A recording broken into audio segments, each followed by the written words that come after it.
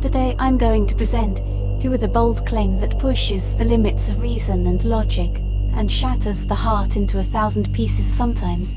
The moment when someone feels the most intense love for you is also the moment when they ignore you the most. Yes, you heard that right. That painful silence.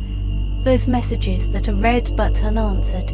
Those gazes that fall into emptiness. Sometimes they are not the loudest scream of hatred, the love that cannot be By the end of this video, you'll begin to understand the secret behind this seemingly impossible equation, the whisper hidden inside that silence, and one of the deepest fears of the human soul. This is the story of love being afraid of its own shadow. So why is this so important? Why should we walk together through this darkest corridor of the heart? Because we've all lived that moment. We've frozen in the middle of that icy silence, when someone we care about, a lover, a friend, even a family member, suddenly turns into a wall. Our mind desperately produces questions. What did I do wrong? Did I say something bad? Do they not love me anymore? These questions slowly dissolve our self-worth like acid. We begin to doubt ourselves, our adequacy, our lovability. This experience isn't just heartbreak, it's an existential crisis. Being invisible, being ignored, is one of the deepest wounds a person can experience. While the modern world tells us to stay constantly connected, the sudden rupture of our most meaningful connections throws us into an ocean of meaninglessness. That's why understanding the hidden dynamics behind this act of ignoring isn't just about saving a relationship, it's about protecting our mental health and self-respect. It's a lifeline to avoid getting lost in that silence. To illuminate this complex and sensitive topic, we'll follow a roadmap together. First, we'll explore why someone withdraws into their shell like a turtle despite their love, and what the so-called fear of attachment really means. Then we'll bravely look at a primal fear deep within us, the fear of being engulfed. After that, we'll trace the roots of this fear back into the past, listening to the whispers of the wounded child within us. Finally, by bringing all these pieces together, we'll reach that powerful aha moment, realizing that the painful silence may actually be a cry for help. At the beginning of our journey stands the most obvious and logical explanation. If someone ignores you, they don't care anymore. Their interest is gone. Their love has faded. This is the simplest scenario for our mind to accept, and yes, often it is true. People change, feelings fade, and sometimes relationships end not with loud arguments but with a quiet, slow silence. As painful as it is, it offers a kind of clarity. But what if that's not the case? What if behind that silence lies something far more complex, far more stormy than lost interest? Here, we encounter one of psychology's most fundamental dynamics of the endless dance of the human soul. Each of us lives with two conflicting desires. The first is the desire to connect deeply with another, to belong, to merge. This is the desire for love, compassion, and attachment. The second is the desire to preserve our individuality, to remain ourselves, toy-free. This is the desire for autonomy and independence.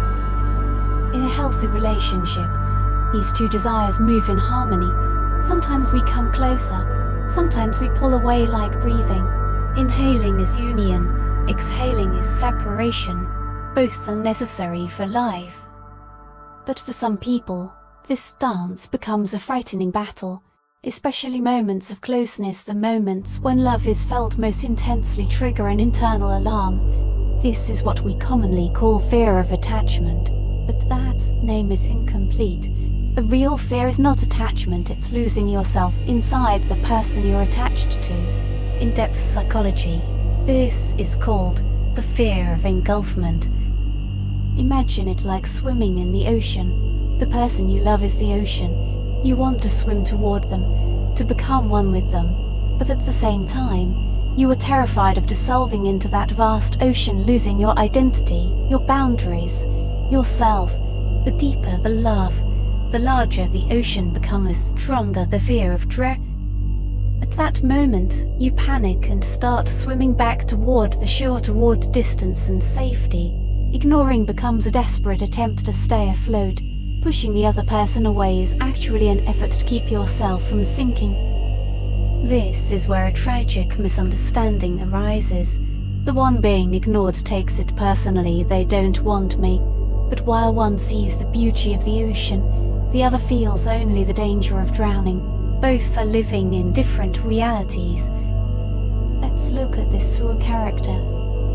Meet Dennis, a creative, passionate musician who easily captivates people. But there's something unusual about him. Whenever he gets too close to someone, he retreats into himself, picks up his guitar, and plays melancholic melodies alone for hours. This is his ritual of withdrawal. Dennis has been in a relationship with Eileen for months. Their bond deepens every day. One evening, Eileen takes his hand, looks into his eyes, and says sincerely for the first time, "I feel at home when I'm with you." From the outside, this is a beautiful moment, but inside Dennis, a red alarm starts blaring. The fear of engulfment crashes over him like waves. His inner monologue begins. Her home. Am I that? This is too much responsibility. What if I disappoint her? What if this home collapses? She'll expect things from me. She'll want me to change. I won't be able to make my music. I'll lose my space. I'll become as, but then where am I? I'm disappearing. I need to escape. At that moment, Dennis doesn't feel warmth, he feels trapped. He gently pulls his hand away. His face goes blank, and he says, "It's late. I have to wake up early." The next day, he responds coldly to Eileen's messages, avoids her calls, and locks himself in his room with his. Dennis is ignoring Eileen, yet what he's really avoiding is the overwhelming fear triggered by her. If this dynamic isn't understood, both lose. Eileen feels rejected and walks away heartbroken. Dennis convinces himself once again that relationships don't work and retreats into loneliness. This cycle repeats throughout his life, each new love by the same. Over time, Dennis may become so isolated that he stops seeking love altogether. It becomes a self-imposed exile. So where does this fear come from? The answer lies deep within us in the wounded child we all carry. That child represents our most vulnerable, innocent self. The way that child first experienced love shapes all future relationships. If love was safe and consistent, we grow into adults who trust love. But if love was conditional, I'll love you if you behave, you're good only if you obey, then we learn that love requires losing ourselves. Or worse, if love was intrusive, if boundaries weren't respected, if personal space was invaded, then love feels suffocating. Perhaps Dennis grew up with overprotective, controlling parents who never allowed him autonomy. "We know what's best for you" became a prison disguised as to survive. Dennis learned one strategy: withdraw emotionally, become unreachable, build an inner fort. Now, when Eileen offers genuine love, his inner child panics, because for him, love equals danger.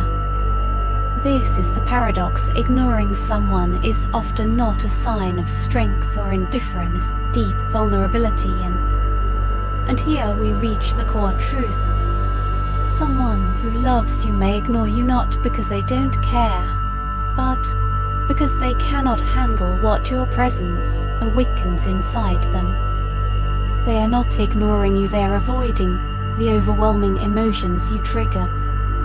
Their silence is not apathy, it is panic.